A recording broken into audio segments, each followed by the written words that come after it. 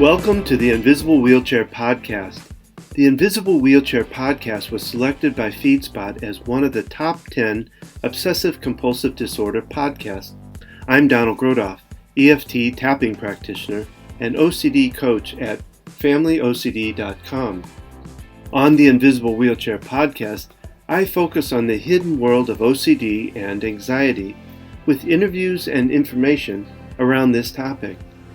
My purpose is to bring about awareness of OCD, those who treat OCD, and of course, those who suffer with OCD.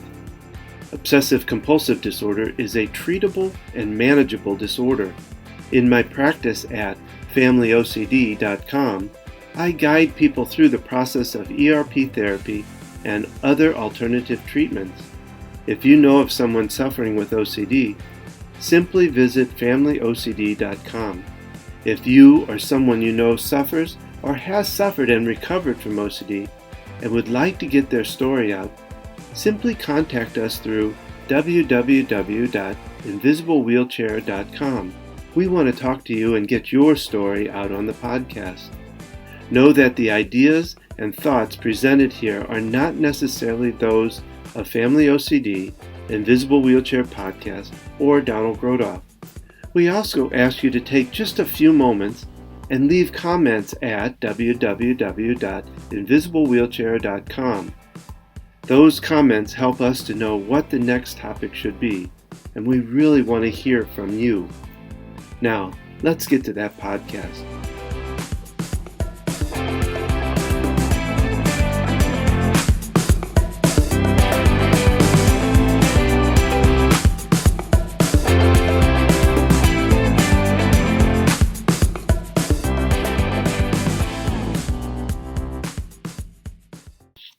This podcast was recorded September 11th, 2020.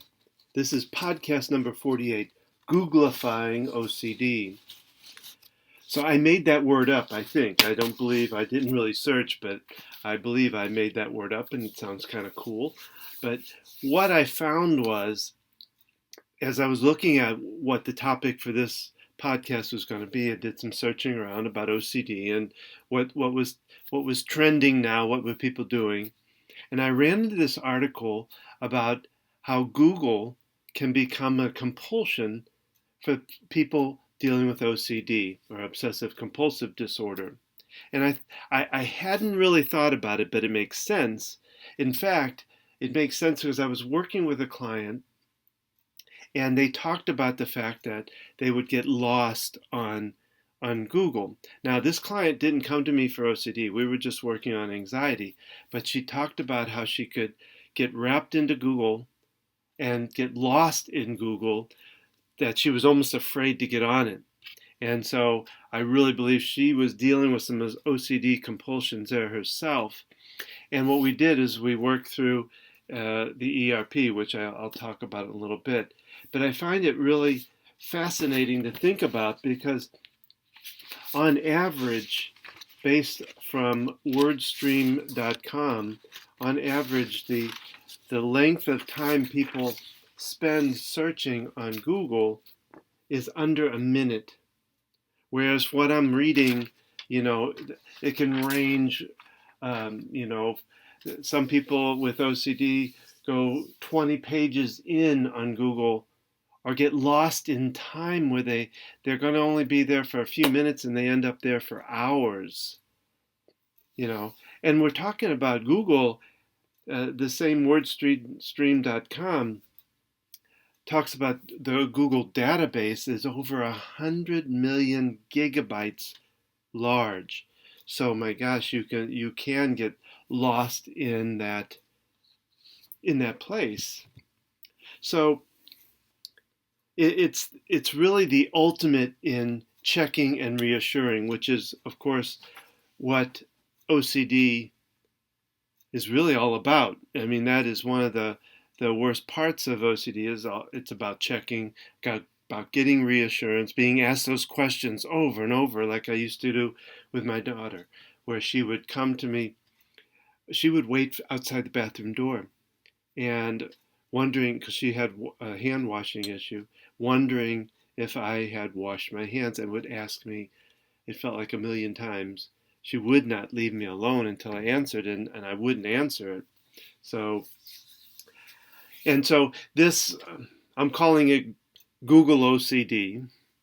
One of the articles I read, they called it the need to know OCD, which that makes sense. I think it falls kind of under the classification of just right OCD, because you got to get the just right answer to your question, and you're never satisfied to get the answer. You have to keep going. The mind just takes you down a path that keeps you going. And then on another article by Amelia Tate in New Statesman, she interviews Dr. Heather Sequoia. I'm not sure if I pronounce that right. It's Sequuira.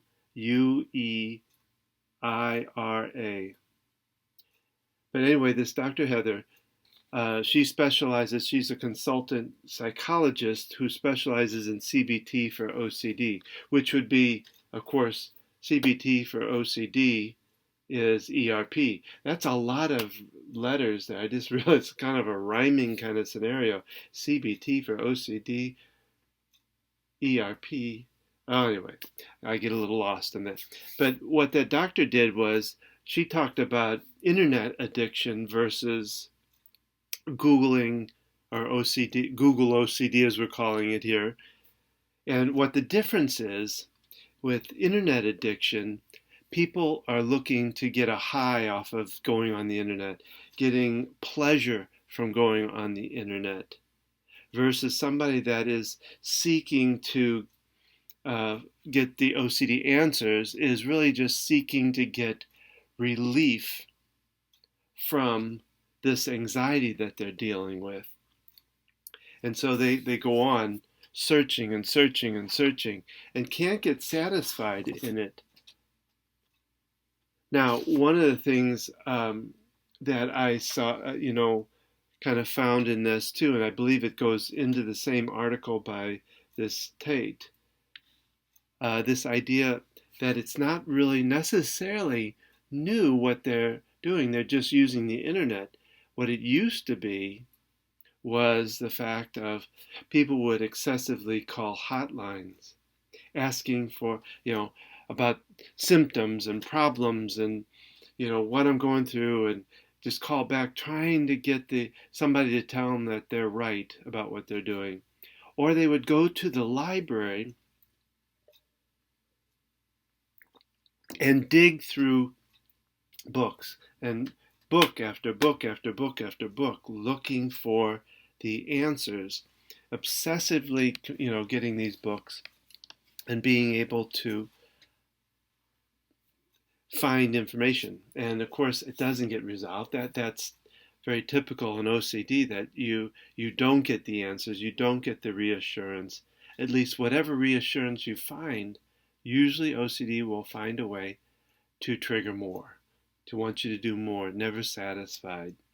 So, and some people even would, and still do, I'm sure, obsessed over finding somebody's name or a phone number or information, will go through their own journals.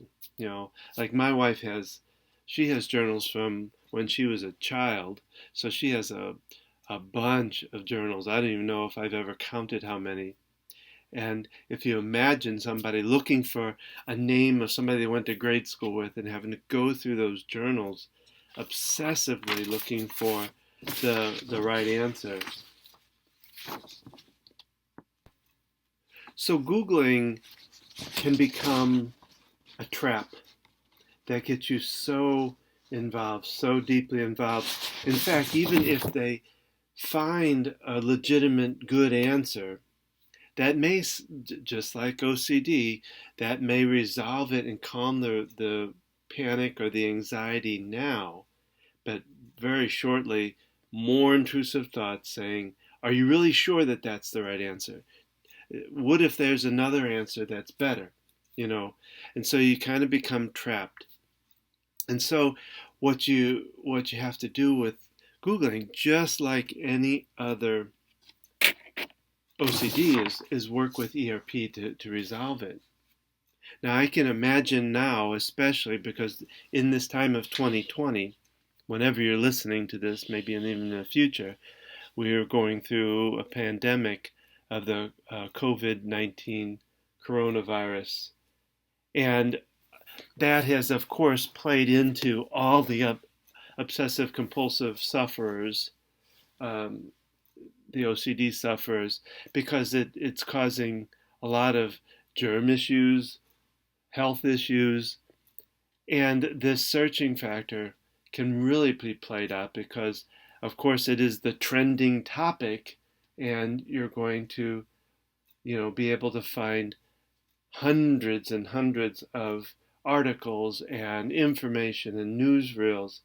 I could almost think now, in thinking about this, that really, if you think about it, that you could also take into this TV OCD or news OCD, where you're 24/7 channel surfing, and playing that off of the internet at the same time.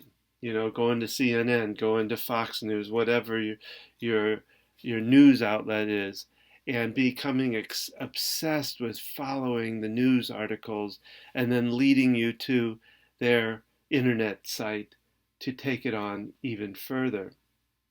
So, how would you come through this? How would you resolve this? And of course, we've talked about it before. OCD is not necessarily what I would call curable, but manageable.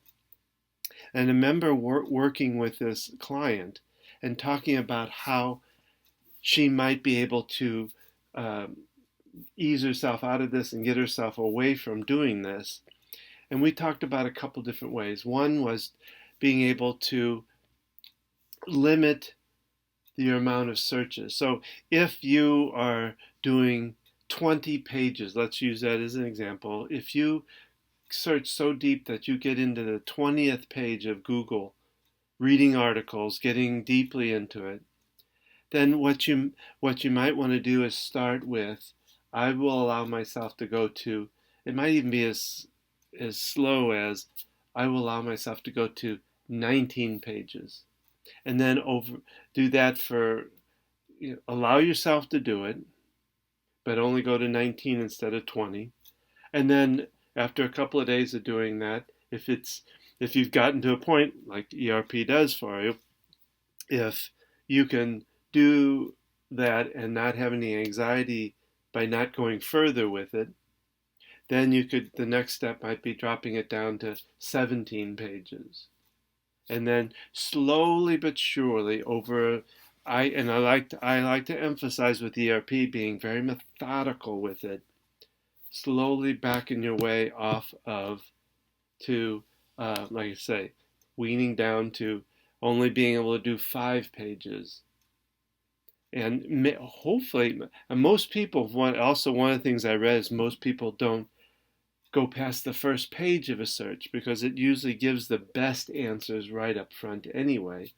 So to be able to get to that place would be good, but even get it down to 5 pages would be what I might call a little bit more manageable. Another thing might be looking at time. How long do you stay on it? And cutting that time down slowly but surely. Or the other part of it is, how much information do I retrieve? And being able to cut back on how much you retrieve, whether you're printing it out or typing it out or writing it out, cutting back on, I don't need this much, so that you can slowly wean yourself off. Now, as I do with all my ERP work, is I talk about having a compassionate coach to help you with this. So if you have somebody in your home that can help you, that's willing to be a compassionate coach, and I talk about that in another podcast you might want to check up and go back into archives and look up the one on compassionate coach, and it talks about how to be that compassionate coach, because it's really helpful for anybody suffering with OCD to have somebody behind them that's kind of like cheering them on in a way, but not military, but cheering them on to achieve these goals, to slowly back off of going down those pages of Google. So, my suggestion with this is to be able to do the ERP work with it. Find a professional that can help you through it. I can through my service, either familyocd.com or focusedhealthyfamily.com can help you develop a plan for that, or find a therapist. And we talk about this too, I believe, in one of my podcasts, of the important part of finding a therapist is getting one that knows OCD, that understands OCD, that knows and understands ERP, exposure response prevention. That's what we've been talking about here. That it's very important for them to really understand it, because if they don't, then, because cognitive behavioral therapy just alone by itself doesn't really work as well for OCD sufferers. You really want to go a step further with CBT to the ERP, exposure response prevention, to get that done. Now, of course, and I also, I'm not an advocate of medication, but I'm also not against it. You may want to check with this therapist or you're going to need to go to a psychiatrist to be able to get your medication, to see if there is a medication that might help you. The way I look at medication is if it's really extreme. If you need that to just get you to a place to be able to do the ERP, then that's how we did it in my own family with my daughters dealing with OCD, is we used the medication to help us get to a point of using ERP and some other modalities, which I've talked about in my podcast before. So this Googlafying of OCD, as I call it, is a real situation. Because I believe we've really gotten hooked. Having these smartphones has really gotten us hooked on these electronics.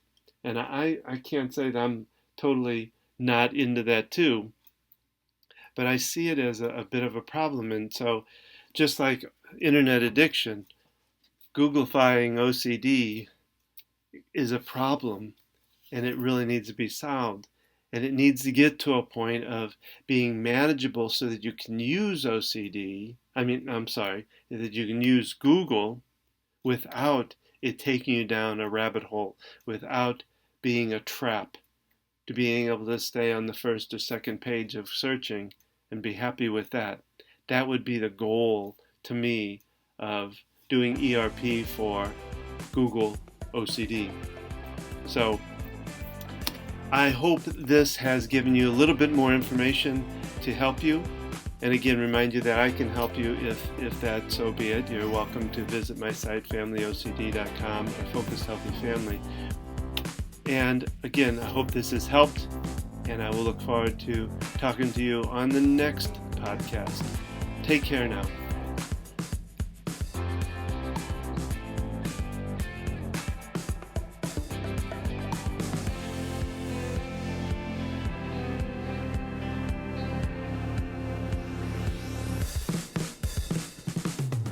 This concludes this podcast. We really would appreciate your comments. Simply leave a comment at www.invisiblewheelchair.com. There, you're able to submit a comment that will help us determine future podcasts. If you or someone you know would like to be a guest on the podcast, please email Don at invisiblewheelchair.com. Remember, there is a corresponding tapping recording for each of the podcasts, with the exception of the interview podcast. You can find these tapping recordings and archive past podcasts at www.invisiblewheelchair.com. Finally, there is relief for OCD, and we at familyocd.com and focusedhealthyfamily.com can help you find that relief. Again, you can contact us through those sites, familyocd.com or focusedhealthyfamily.com. You can also find us on Facebook at Invisible Wheelchair Podcast. You can find us on Twitter at InvisibleWheel1, that's the number 1, or at FamilyOCD. So thank you for listening. Keep tapping and transcending your life to new heights.